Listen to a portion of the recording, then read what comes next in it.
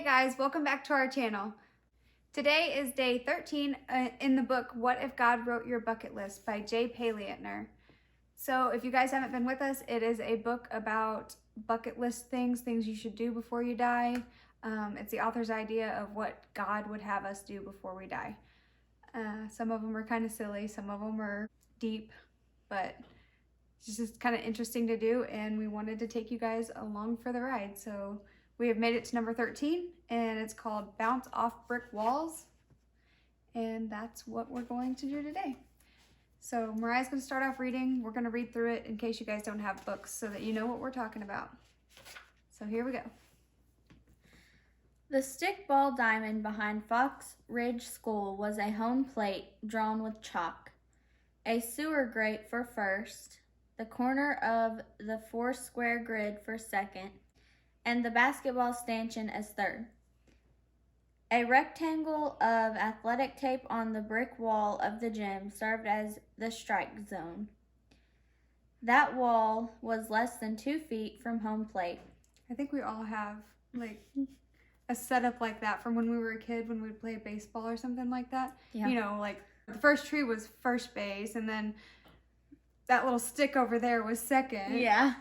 And that concrete spot over there was third. There's no sliding in blacktop stickball, but of course you can always overrun home, which I did. And when I put my hands out to slow myself, I miscalculated the distance between home and the brick and felt something snap in my right wrist. I played another inning or two, finally telling my sons and the neighborhood boys that I was calling it quits for the day. They called me mean names, which was totally acceptable because I may have politely trash-talked them a bit earlier in the game.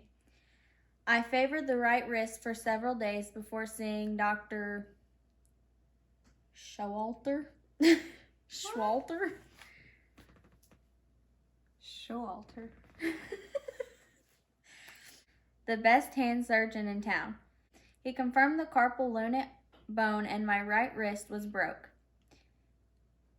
We scheduled surgery for the right wrist, and just to make sure, a surgical prep nurse actually drew an X on my right wrist. I recall it was my right wrist for 3 reasons. There's still a small scar. 20 years later, it still tweaks a bit. And before surgery, about a zillion additional members of the hospital staff asked me which wrist they were cutting into. Maybe it wasn't quite a zillion, but clearly no one wanted to cut into the wrong wrist, and that's a good thing.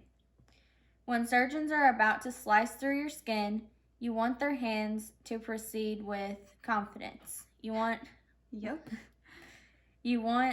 them well trained, you want them well rested, you want them working in sync with the rest of the surgical team, and you want them to cut into the right body part. You don't want to spend any more time under anesthesia than necessary, but you do want them to be smart, take their time, and get it right. As Proverbs 19:2 tells us, enthusiasm without knowledge is no good. Haste makes mistakes. That kind of reminds me of the other day. I was trying to make sandwiches to take for our family to feed us while we were out. And, you know, it's not that hard to stick a sandwich in a baggie. But whenever you've got like 5 minutes and you're trying to make 5 sandwiches and get them all in baggies and run out the door with 3 children, it becomes quite the task. Like, you fumble like 3 times trying to... You guys know what I'm talking about. I'm not the only one here. It's the silliest things, but the little things become difficult whenever you try to rush them.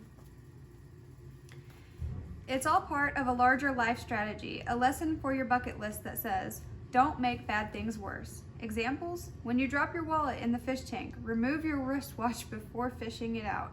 After you walk through the yard filled with dog poop, make sure you check your shoes before you walk on the carpet.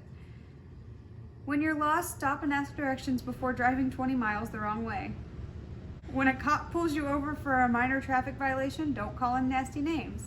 If you work on a surgical team, check multiple times before making the first incision.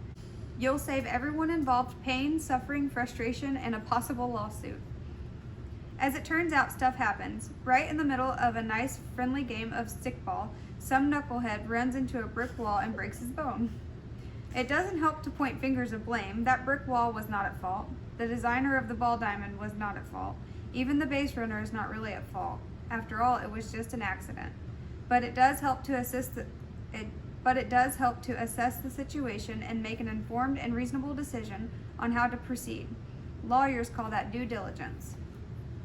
Refusing to go to a doctor or cutting into the wrong limb are the kind of decisions that take the situation from bad to worse.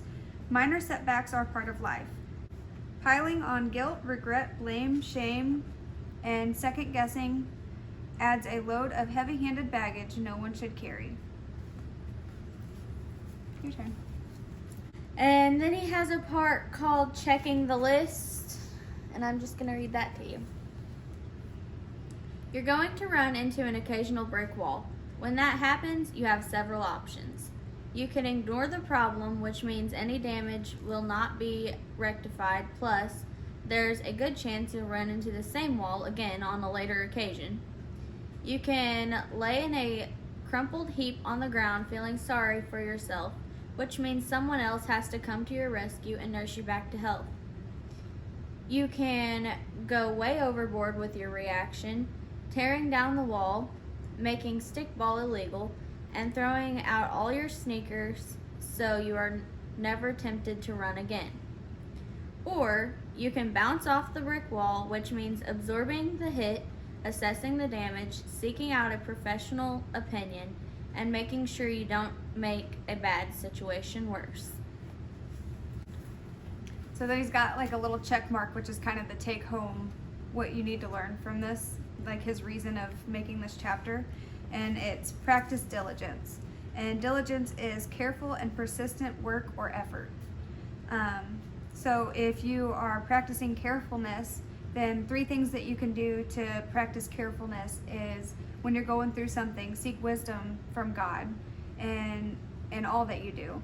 And ways that you can do this are reading your Bible, praying, and confiding in like your Christian friends or your church members, people who you know that will give you biblically sound advice. And the other part of diligence is being persistent in your work and your effort. And it's always important to do your part in everything that you do and give your best, and don't give up when things get tough. God's always there waiting to help you. That's it for today, guys. We hope you got something out of this study. We hope you come back for next week's. It is going to be redefine vacation. So we'll see what he has to say about that. And in the meantime, enjoy your day, enjoy your week, and we'll see you later. Bye.